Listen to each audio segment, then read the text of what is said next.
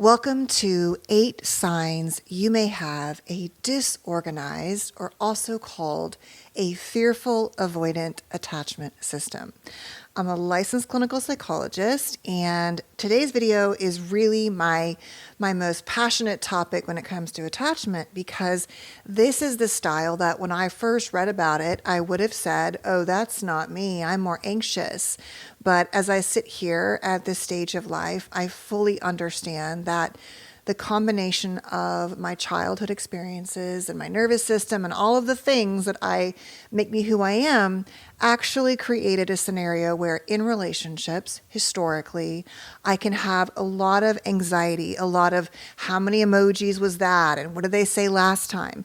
But also realize that even though I did not, like I'm saying, know it, I had a wall I can have, and I'm very clear about my wall now, that really always kept people at just a certain distance. Not with my kids. That is the only place I have never felt unsafe in terms of even when they're mad at me, like I might be overly sensitive to that, but I don't have that switch flip. They're not safe. The hypervigilance can be triggered, and that's the key of this video about fear, but not so much like I have to wall up. And so the walling up, you might not recognize. It might look like the partners you choose, the ways you shut down emotion, how you avoid conflict, and all of that, which we'll talk about. But in today's video, we're going to talk about this fourth style, which initially is part of the attachment theory research. There were three groups, I should say. And the fourth group was a cannot classify group of babies found to be studied in the strange situation, and further tests that researchers weren't initially sure how to sort of categorize. And through the work of Mary Main and Mary Ainsworth, we saw these categories, and Patricia Crittenden, a bunch of really amazing people have talked about these different attachment styles and how this fourth one can show up. Two things I want you to keep in mind about this one. This is a very vast and wide group of people, but essentially there are two main things in terms of the historically maternal caregiving. Anyone can be a caregiver, but the research was based on mothers. And essentially this group can be extremely traumatized, form no attachment bonds, all the way down to, at the other end, this really swing like I'm talking about, where I don't have something like BPD, but I can definitely have these patterns. And I say BPD because historically those with borderline tend to have a more disorganized attachment pattern.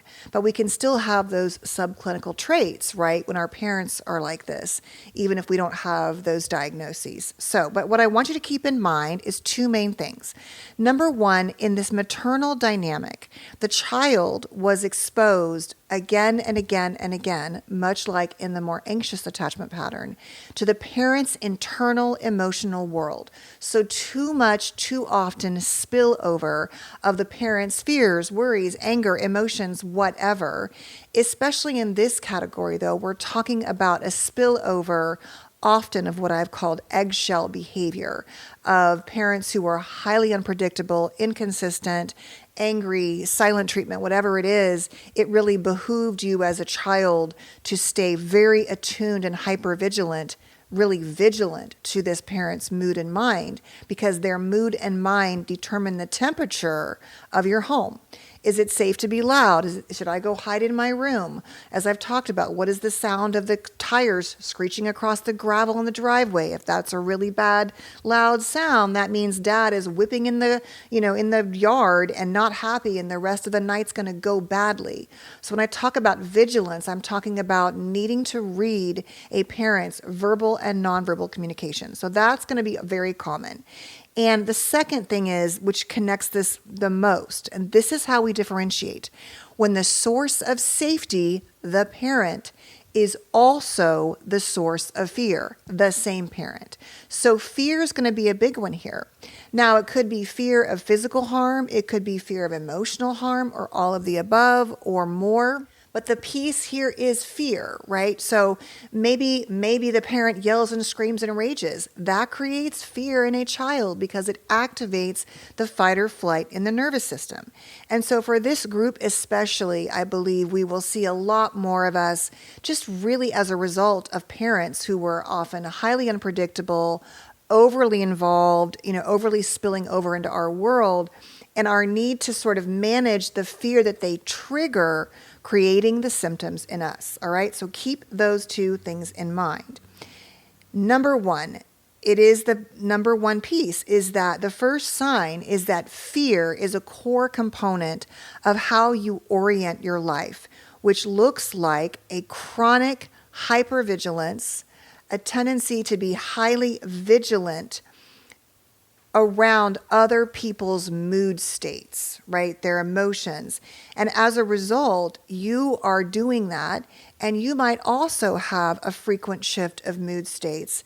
And those mood states can swing from everything that goes in the box of anxiety and worry and panic and stress to avoidance to shutting down. But the core is these mood states were oriented around your need to manage the fear response in yourself.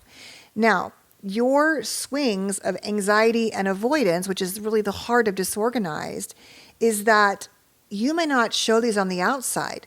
These can be both external, you displaying your anxiety or avoidance, shutting people out, closing down emotions, but they can also happen below the surface inside, much like those avoidant babies who were freaking out on the inside when we measured their cortisol and heart rates, but on the outside they had learned to not really show emotion because having a meltdown, having negative emotions did not tend to create attachment opportunities for these babies. So we have both of these. We can have the fear of abandonment, the please don't leave me, the panic and anxiety, and also the don't get too close to me, I don't trust you, people aren't safe. And so distrust is going to be, we'll talk more about that, a big piece of it. So fear drives a lot of your hypervigilance oriented around managing the mood states, interpreting, responding to what you think is going to be needed from you in these relationships, and also having often the mood state swings or fears or anxieties or avoidance within you, whether you show it or not. Number two, there's a constant storminess in your relationships. And so you're often like low-key pissed at people. You get your feelings hurt, but you're not inclined to share it, especially if you had a childhood where anger was conflictual, where anger was dangerous, whether it was literally dangerous, emotionally dangerous, or all of the above. And so you can swing from being too submissive to excessive in how you shut people out or express emotions. But this storminess, it's like, because essentially, like I said, people aren't safe and conflict and self-advocacy are not safe. There's often just this storminess inside within relationships. Now, in the full borderline type storminess, this will look like a lot of conflict. I'm mad at your grandmother. I'm mad at your aunt. I hate the guy down the street. Like, my boss is a jerk. And just a lot of drama. But I'm not necessarily talking about that, though that could be the case. The storminess often lives inside of us and often is unexpressed, and or we take too much and blow and it gets expressed. But deep inside, it's like this just like repeated sense of storms coming in around a lot of human relationships. Like I said, for me, I don't feel this way with my kids, even when they were in the difficult stages of separating, that could be triggering. But the storminess is more like, oh, I'm low-key pissed at this friend or this neighbor or, whatever, things like that. Number three, you are often an excessive caretaker, a compulsive caretaker. And the thing is, you have learned that your job to reduce the fear, your job is to be hypervigilant to other people's feelings and emotions and often to take care of them. Don't forget that a lot of emotionally immature parents, those who have undiagnosed challenges like BPD and narcissism and even ADHD and even autism, can be that they often inadvertently or intentionally, one way or the other, create a caretaker, in their children, in their family system.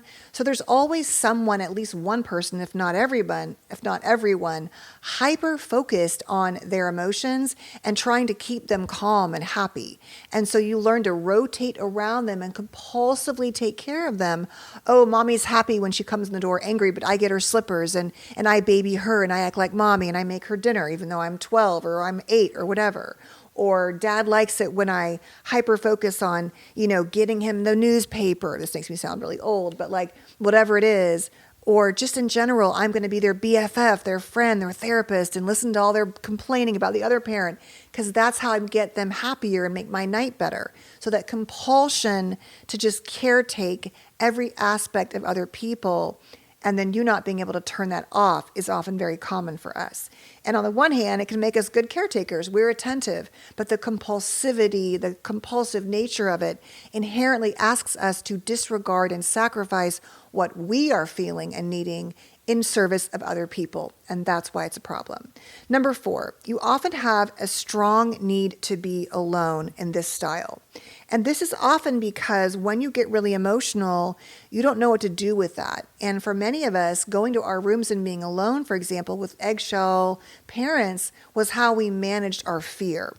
And so it may be, as I've talked about in so many places, that people are the trigger, and that the only time your nervous system feels truly relaxed and safe is when you don't have to read other people and be hypervigilant and compulsively caretake them.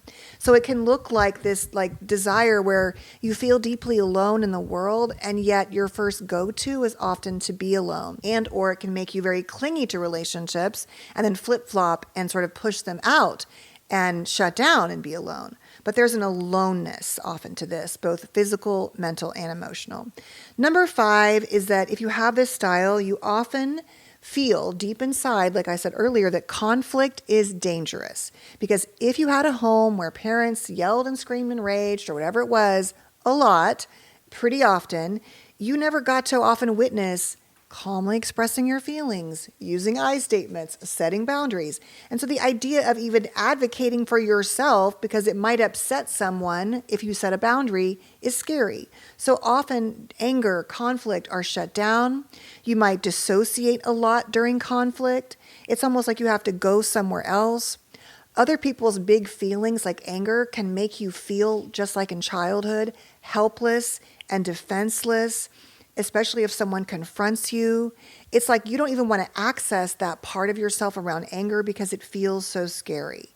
And so you might even get, one way or the other, refuse to hear people's feelings about you or engage in conflict because it's just so scary and what it triggers in you. But essentially, it's dangerous.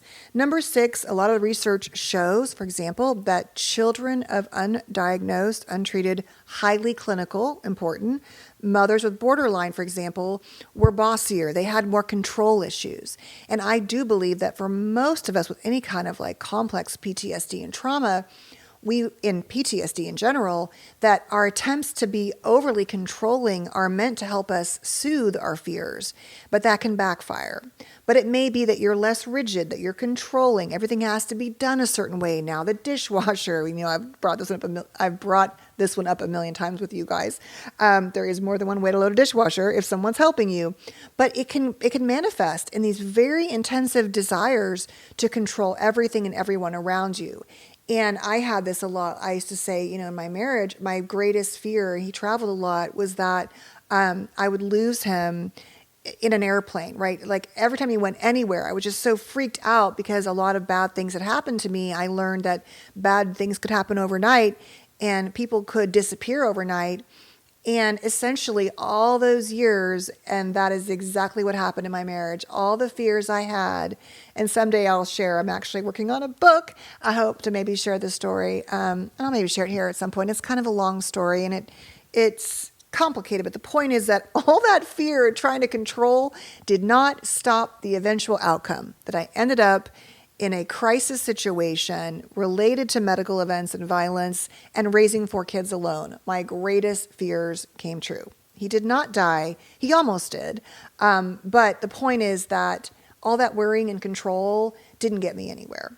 And I'm sure when I had newborns, I was a little controlling with my kids. Like now I can see it. It was all coming from You guessed it, a place of fear of losing control, a fear of loss, a fear of abandonment, all of the things. So back to fear. Number 7, if you have this style, you're often searching in every relationship, this connects to hypervigilance, for any signs of threat, of rejection, of loss. And you often have this, as I said earlier, this fear of engulfment. People will consume me, like I've talked about with my mom, or they will leave me. And so you're almost like in that hyper threat detection, but it's very negatively wired. It's not just being vigilant to people's feelings, it's especially being vigilant to any signs of threat or rejection. And lastly, a pattern of repeatedly unsatisfying, maybe toxic, unsafe, unfulfilling relationships. Because at the core, if this is presuming you're untreated and unaware, you live in a state of hypervigilance, so you're hyper-focused on everyone else in the service of them and neglecting yourself, what you really feel, what you think. If you're a compulsive caretaker, so you then become the version that they most want of you, once again, you neglect yourself. If you avoid standing up for yourself because self-advocacy feels like conflict, which is dangerous, you're going to struggle. You're going to struggle with boundaries. You're going to either take too much or push people away. You're going to be always looking for threat and rejection. There's going to be a true stormy cloud over you. Without awareness, it can feel like it's everyone else. But often what we're doing is we are, and you know this, reenacting and choosing people that feel like home. And so it's really important to get clear on these patterns and to begin to work on healing yourself. And so I'll link some more resources down below, but I love things like the book Wired for Love, which is great for couples. There's also an Audible kind of, it's like those PBS versions where they send you a speech, something called Your Brain on Love, both of those by Stan Tatkin. The Attached book, it's like, I love the book. On the one hand, I wish it had the fourth style. There's some outdated thoughts and feelings and language and many of these concepts, but that is a quick and easy book to understand attachment. Their websites like the Attachment Project, workbooks on attachment, I'll link those as well. But the point is that it can really help to understand these dynamics. So that is it for today's video. Thank you so much for being here. I'm sorry I've been gone. I had to have a bunch of things happen, and one of them was to take care of my mental and physical health. And the physical part was that I did end up having, I mentioned like before I took a little break here, this was basal cell carcinoma. I have like 8 stitches, and I have another one, unfortunately, I think right here. And so that's getting biopsied Thursday, and I'll probably have another one of these surgeries. And so I might look a little Frankenstein-y over the next few weeks or months, but hopefully it will all heal and get back to normal. So just want to give you a heads up. If I take a break from being here, it'll be way too long, and I've been gone long enough, and I wanted to be back and share these things with you. So in the next video, we're going to talk about secure attachment and what that looks like, and then we will be talking about some autistic traits and things like that also. I'll be going back and forth between my passions of vigilance and trauma and relationships and autism and ADHD and all of those things. So thank you so much for being here. Please stay safe and well, and I'll see you tomorrow.